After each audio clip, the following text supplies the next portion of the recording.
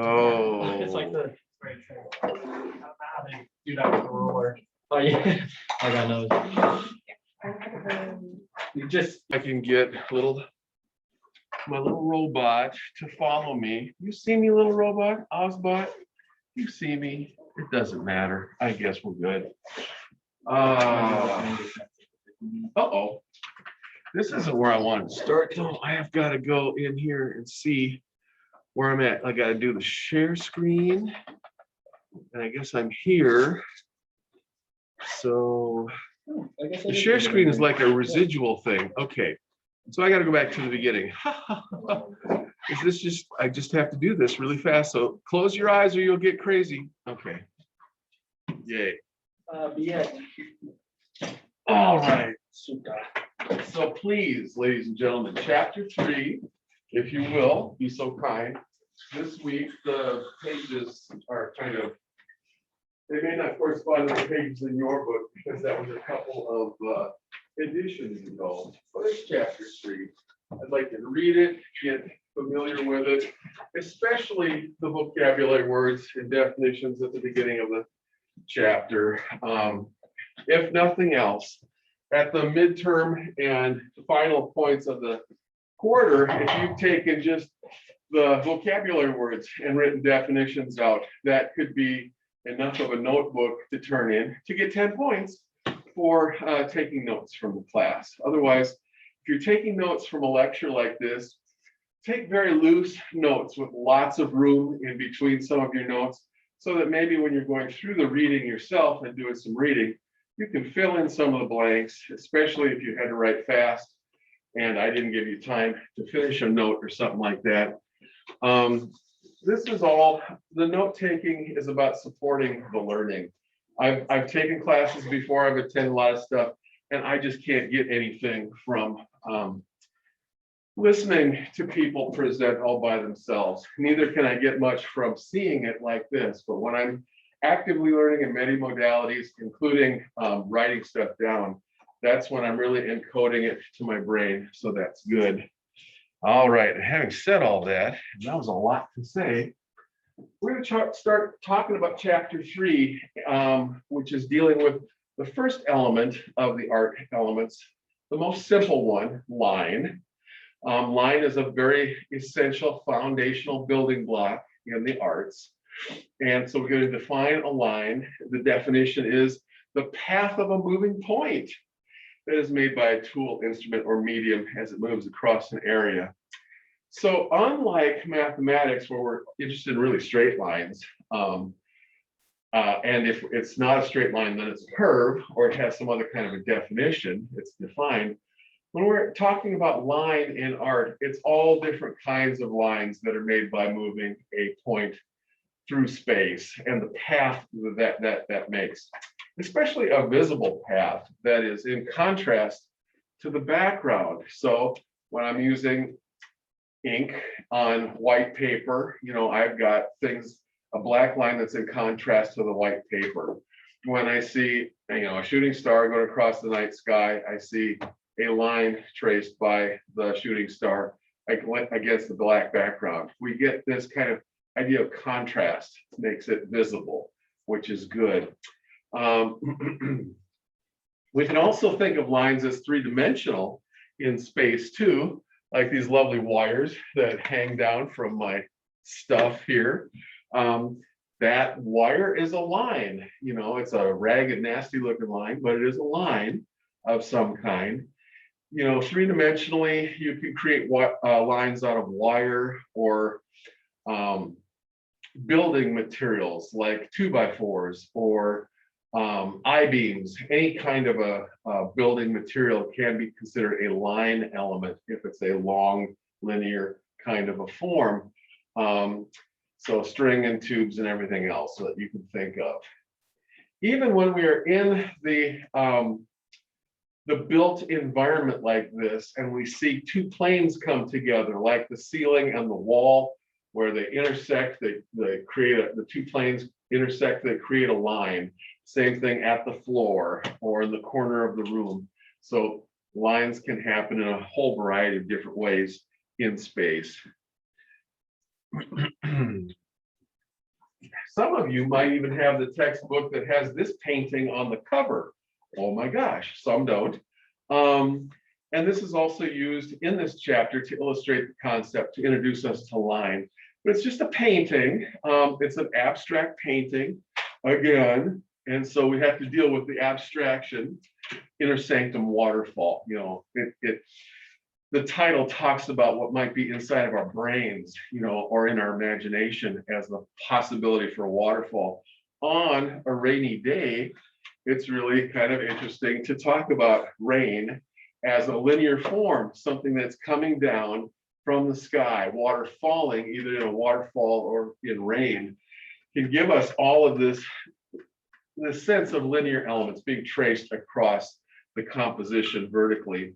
And then the secondary effect of rain or water falling is the idea that it might impact something and then rebound. And so we get some of this kind of rebounding effect kind of down here in the lower register of the painting, where the possibility exists for the rain to stop, hit the ground, rebound, splash, you know, make that kind of feeling. But it's also quite strange to have this in these colors, red, and it's either blue or violet. But it's a really strange color combination to think of in terms of rain, and that's why it works as kind of imaginary waterfall or rain. Do you have a question? Oh, no, I'm sorry. That's okay. I spot these gestures out of the corner of my eye. But lines, you know, what we're used to seeing in art is the idea of lines being a building block for everything else in art, because you can build shapes out of lines. You can use lines as a contour to trace around the edges of a shape and then create a shape. And so we're used to seeing artists do that to create trees and houses and fences and stuff in a composition. And then take it to the next level. You can use line to create shading in a composition, the relative values of things, from things that are super, super light in value or color to things that are medium to dark shading in a composition. The whole range of values can be created with line. And then we also get to the idea of texture. Lines can be used to build texture in a composition. And so the idea of the tree bark, the texture of the branches, especially in this kind of fall or winter kind of a scene here, the different kinds of trees, the different variety of trees, evergreen or pine trees and deciduous trees, maybe, you know, a tree with dark bark on one side and perhaps a birch tree with a lighter, whiter bark over on the other side of the tree, you know, very nice. Finally, we get the shingles and roof of the house. We get the clapboard siding of the house, clapboard siding. That's old. That's East Coast, they call it clapboard siding, and the fencing and everything. So basically, we really use line a lot in art as a building block, as a fundamental element in compositions. And I bet you wish you saw a lot more of those things, a lot more of drawings that you could actually tell what it was, instead of all of these abstract drawings. We'll get a little bit of both from our authors. Here's line that suggests two different kinds of feelings or experiences in terms of either something that's very soft or something that's very sharp and nasty. The idea of a briar, where you've got something that is growing on a vine that has really sharp thorns on the vine, and with line, and it's just a contour line. It's just a nice little one continuous contour line has created this entire drawing. We see the vine with its sharp thorns on it, but it's really interesting and very rhythmic in the way that it morphs from the sharp thorn into the big loopy soft leaf, back into the vine with the sharp thorn, back into the big loopy soft leaf, back into the vine with the sharp thorn. We get this very nice rhythmic repetition or alternating kind of form in the composition. So with one pencil, the artist is able to give us two different completely different feelings from the use of the same pretty much line, just in the way that it's being used compositionally, how soft, how round it is, or how sharp and pointy it is. Anybody here a big fan of the Impressionists or Post-Impressionists like Toulouse-Lautrec? Anybody take a lot of art history classes? Not really so far in your young lives, but art history is out there waiting for you, especially the history of Western art. And even in our Western art class, when you deal with the last of the three of them, ART115 deals with the 19th and 20th century. We call it the modern era. And at the beginning of the modern era, we had such things as the Impressionists and Post-Impressionists. And Toulouse-Lautrec was part of that. He was known as a painter, but also created these wonderful posters for the Moulin Rouge, which was, a bar. It was kind of like a nightclub in a seedy part of Paris, one of the suburbs of Paris.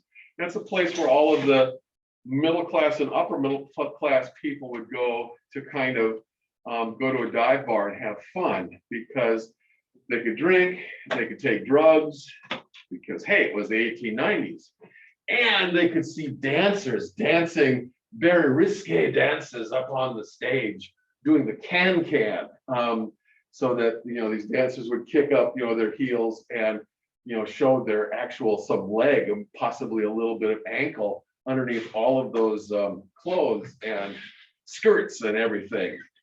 So we have one of the principal dancers. She was famous or infamous at the Moulin Rouge. And that's French for the Red Mill. So basically it was the Red Mill. Anyway, Jane Averill is doing her thing there. And with a very few linear elements, just dashed off in pen and ink, he's able to evoke quite a bit with this composition. I think the first thing I want to talk about was the idea of calligraphy. Have any of you guys ever done calligraphy using a calligraphic pen and ink? And some of you at least understand the concept of the process. The calligraphic pen nib is, the modern ones are made out of metal, and sometimes they look like a little shovel or a spade like this. And so you dip it in the inkwell, and then you do your drawing or your calligraphic letter writing on the paper. And if you've got a flat shovel shape to your calligraphic pen, when you take it and you go like this with the shovel, you can make a really fine line. But if you turn your pen nib, the shovel point, the chisel point, flat and go like this, then the stroke of ink changes along the length of the line and along the curve of the line. So it can go from 0 and then get really fat, and then get really skinny, and then get really fat again. And that change of thickness of line is very beautiful. It's very lyrical. It's wonderful. And we would characterize that as a calligraphic line in English in America, hearkening back to the idea of calligraphy, the art of beautiful writing. And so we're going to see this calligraphic line give us a real sense of movement in the edges of her skirt while she's dancing the can-can. She's in an interior space, the dance hall of the Moulin Rouge. A couple of just parallel lines down here indicate the idea of floorboards that she's dancing on. A little bit of a gesture up here indicates the gas lights for the chandelier or lighting system. And I'm assuming that it was gas lighting. This is kind of before electric lighting was really widespread. So you get a sense of the interior of the space, and then everything, including her face, just looks a little bit strange, a little bit, I don't know, evil, shady, seedy. And her face is very angular. The chin is very sharp and pointy. You just get this sense that it's cute and it's wonderful and it's entertaining and it's a little bit dangerous and it's a little bit outside the norm. And that's what they were trying to convey with these posters advertising this kind of entertainment. It was kind of dangerous. It was kind of scary, a little bit seedy, especially for, you know, the middle class or the upper middle class to attend something like this. So in just a really, oh, I erased it already, but just with an economical use of elements, he's able to convey quite a bit in this kind of a drawing. And the idea of calligraphy extends to artists' signatures when they're signing their works of art, their paintings. And a lot of people get all caught up in the signatures of artists and how beautiful they are and how they complete the painting, signing it down in the lower right-hand corner of a painting.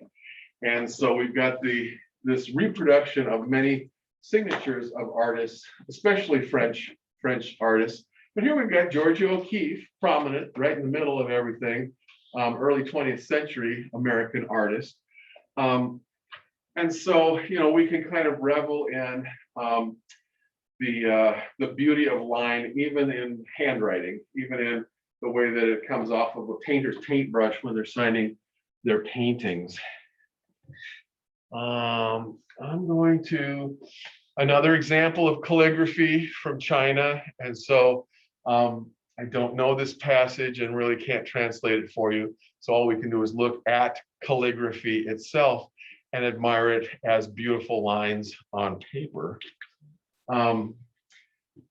But going away from calligraphy a little bit, just to talk about the kind of energy that lines can convey to the viewer, kind of based on the choice and kind of line that we're working with. This is a good early example and one that we really want to kind of tuck into our artistic toolbox and be able to come back and use this one. These diagonal lines, these zigzag lines are super energetic. And when you repeat them over and over again and give them some variety in terms of different colors and whatnot, but they're definitely repeated, you get this frenetic sense of energy in the composition. It's like this thing is really just pulsing with electric energy. And so wonderful sense of energy in using straight lines with sharp diagonals and sharply redirected lines in a kind of a zigzag pattern. So that's a way of conveying energy in a composition. Whereas if you use lines differently, the title of this thing is Continuous Ship Curves. And I think she's really talking about like being out on the ocean in a ship, being the captain and kind of plotting perhaps a course across the ocean. And sometimes these, the courses are going to be curving on the map. And then she throws in a little bit of a button hook every once in a while. Sometimes, whoa, a double button hook right here. And so you can almost feel the line being very slow and very methodical and very quiet. And then it feels like it accelerates a little bit through the button hook, and then it slows back down again in the next curve. And all of that has a certain, just has a certain pacing to it that's much softer and quieter than Vertigo, than the last one that we looked at, with the exception of this diagonal red line that comes slashing through the middle of it. It has a completely different character than the soft curving lines do. And of course, it has a different color and a different weight to the line too. And so that gives it a different character, different sense of emotional impact and feeling.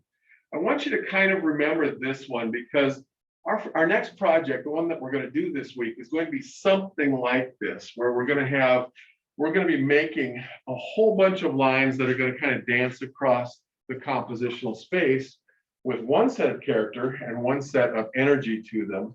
And then something completely different come either slashing across the middle of it or kind of looping, swooping across the middle of it to create a different feeling and a different sense of character. And I'll get to that at the end of today.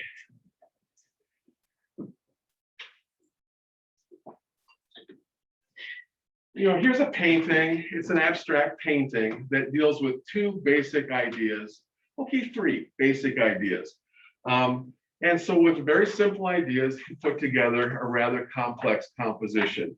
We've got these rectangles. The whole composition is broken into rectangular space, kind of randomized rectangular space. So that's idea number 1, the rectangles. Idea 2 is that some of the rectangles have diagonal lines in them.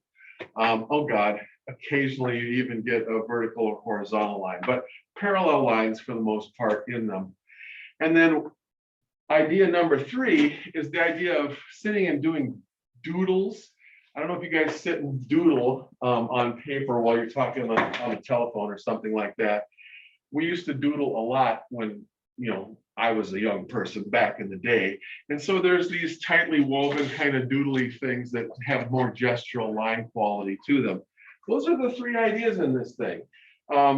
They are created for the most part in one scale in the background, and then they are elaborated on or zoomed in on and made larger in some of these larger places that sort of feel like that they're more in the foreground of the composition. So the parallel lines on a diagonal are recapitulated right here. But also the doodles themselves in 3 different colors are kind of very loopy, very doodly, in much larger size and scale than in these tightly woven places in the back.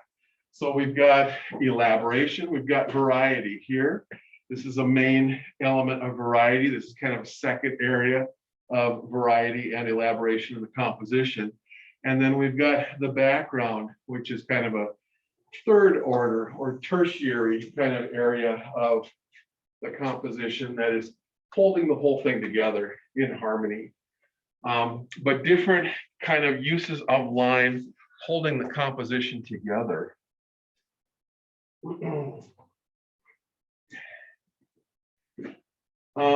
The people that we consider the old masters in Western art history, people like Leonardo or Rembrandt here from the 17th century, Northern European painter, used line as a way of creating sketches, preliminary drawings and preliminary sketches to the paintings that they wanted to develop. Before actually starting a very large painting, an artist would often, kind of work through some ideas and compositional, relationships to try to see what works and what doesn't work, what's strong in a drawing, and maybe developing an idea through 5 or 6 or a dozen or 2 dozen drawings before actually committing to going onto a canvas with paint, because paint and canvas was not inexpensive back in the day. So paper and pen was a lot cheaper, and so this could be done in a notebook in a smaller, more intimate scale, and work out some of the compositional ideas. So we've got Nathan admonishing King David here from an Old Testament biblical story. So we find ourselves, in a palace with just the bare suggestion of some of the architecture and some of the finery of the palace. With just these little strokes over here, we get a sense of a huge, colossal kind of a pillar or column inside of a grand palace. And this is just a little bit of a sweep of some drapery over here. So you've got drapery and architecture. Over here, we've got something that is just a little bit more like shadow. It's just a little bit of shadow, kind of, so that we've got light falling in the center of the composition, pretty much on King David. And we've got shadow on this side and the architecture over on this side, kind of bracketing and framing what's going on in the center of the composition. And pretty much it's just it's just an illustration of that narrative from that Bible story. But you can see that in very, kind of a shorthand version of constructing forms, shapes, elements with lines, we're able to get the idea of King David sitting on an overstuffed throne, kind of sleepy, kind of being a foolish, David. This is the same David that as a youth defeated Goliath, David and Goliath, that concept. But unfortunately, he turned out to be a bad king in his older age. And Nathan, wise man, has come to confront and admonish David about his foolishness. Anyway, this is a preliminary sketch or drawing, and to be able to use line to explore the possibilities of painting before going into the painting is a really good use of line. Okay, spatial characteristics of line. We can use line to create a sense of space in a composition, the illusion of 3 dimensions. We can use line to create a sense of depth and this idea of linear perspective in a composition, that illusion of 3-dimensional space. But line can also be used to imply a sense of movement in a composition. So you can get something that looks like it is undulating or moving or something in a composition using line to do that, to do the heavy lifting there. And third, line can help promote those visual pathways that we need for the composition to direct the viewer's eye through the composition and then back into the composition again, so that you don't lose interest, so that you keep getting directed back into different parts of the composition. And line can be an integral part of that. You don't have to get every single detail of all of this. Just let it kind of wash over you. Like this seascape, actually. This is German. This is German Expressionism from the early part of the 20th century, before World War I.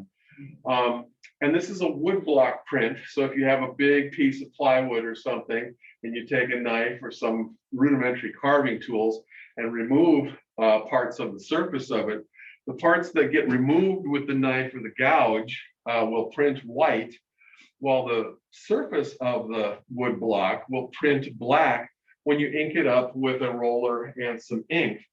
Apply a piece of paper to it, rub the paper from the back, peel the paper off, and then you get the wood block print from the wood block itself. And so here we've got line giving us that sense of depth that we were talking about. The waves are thicker and the spaces between the waves are wider in the foreground of the composition.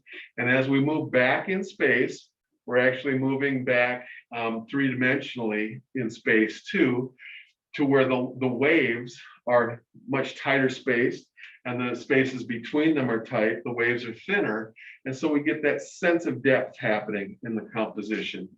And then the implication is that that would just continue on all the way to the horizon that way. The sky is treated a bit differently than the sea is. So, a different texture, a different set of elements in the sky, giving us kind of a broken sense of clouds. But what I'm really interested in, and something they don't talk about, is how scary this part is in the foreground. This for me, is like this big sea monster here, or a big spider, or some kind of an octopus. I see a head and some arms kind of sticking out, maybe a body and legs going off back in that direction. So the sea has in it the idea, the seeds of our own destruction, basically, for the fishing boat. And that kind of embedding a sense of foreboding in a composition is really a German Expressionist thing. They had darkness kind of embedded in a lot of the painting and printmaking that was going on in the pre-war era leading up to World War I. I think it's fun because it's a little on the sick and twisted side myself, but I get a kick out of it. I'm sorry.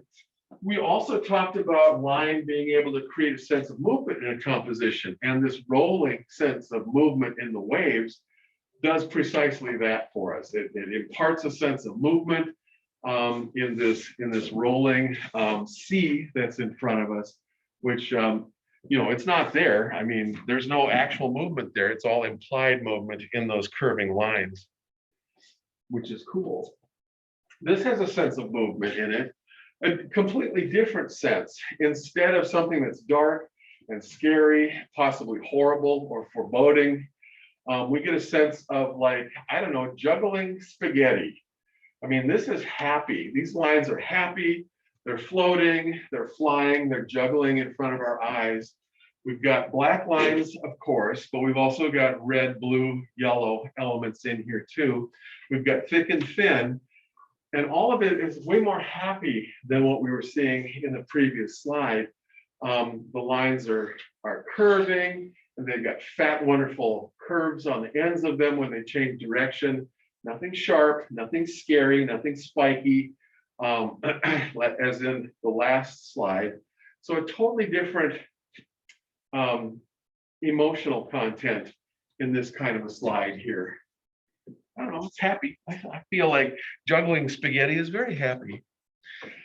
Line can be used to create depth in a composition, and in this case, we're just using cross-hatching to create cubic structures in here to repeat that process to give us this overall sense of an urban landscape, a cityscape at night, perhaps.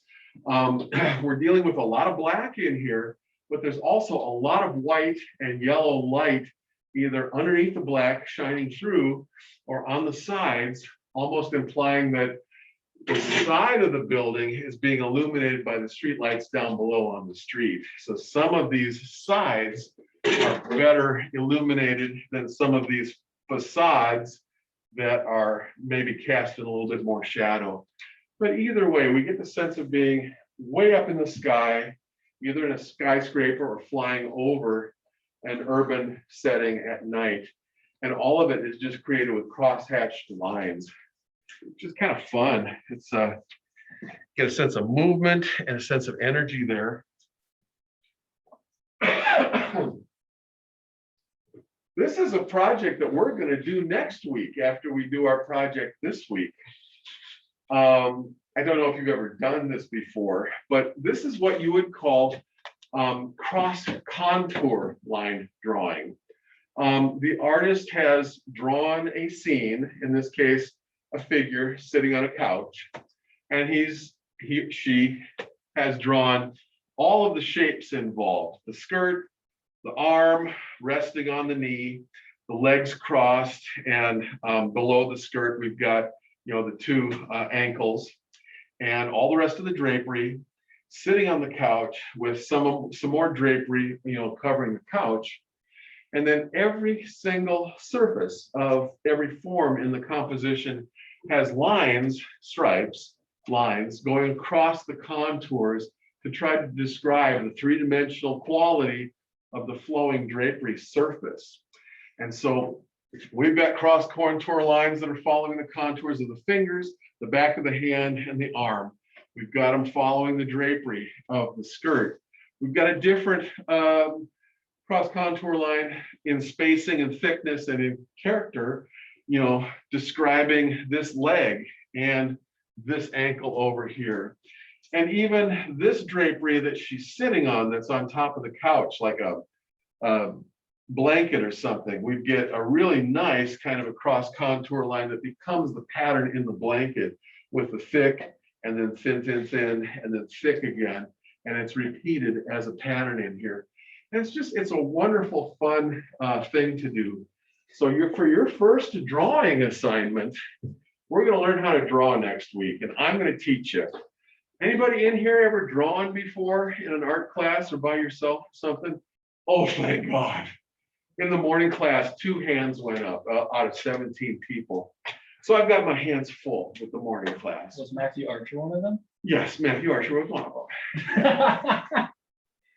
So I'm happy to go around and help facilitate these drawings. If you will permit me, I can help on your drawings, try to get the lines and the shapes right in terms of trying to get, we're going to do a still life. So don't worry about trying to do something like this. We're not going to do drapery folds. We're not going to draw a human figure or anything like that. But I will set up still lifes on the tables And we're going to do a little bit of a group drawing next week. Not this week, but next week. And I just wanted you to see this so that you're warned. You've been warned. So we're going to have fun. We're going to learn how to draw next week, and it'll be fun. Oh, I should talk about this. The whole drawing was kind of created using contour lines. So every shape in here had contour lines drawn around every contour, the outside edges of every shape. Then the artist came in and did all this cross contour line drawing inside of every shape to describe the quality of the surfaces of those shapes. Then she finally went back with an eraser and erased all of the original contour lines so that they went away. So all we are left with, it's like the Cheshire cat, all you're left with is the smile and nothing else when it disappears. All we're left with in a cross contour line drawing are just the cross contour lines. The contour lines have been eliminated, erased, and so they're not there to distract us anymore. So it's a fun thing to do, especially in art school. Most artists don't use this as their primary method of exploration, but it's a fun way to explore lines that way. I'm looking at the clock. I'm trying to figure out how to not bore you guys too much. Maybe this is a good place to stop because it gives us 3 or 4 slides to look at on Wednesday. So why don't we call it, why don't we take a break here? And you guys can take 10 minutes and, go outside, get some fresh air, hit the bathrooms or whatever. Come back at like 5 minutes to 2 and we'll get started again. And then we're going to switch into our lab portion of the day and talk a little bit about our first project or this week's project. So go ahead and take a break. I'll see you guys in about 10 minutes from now. Okay, stop the share. Stop the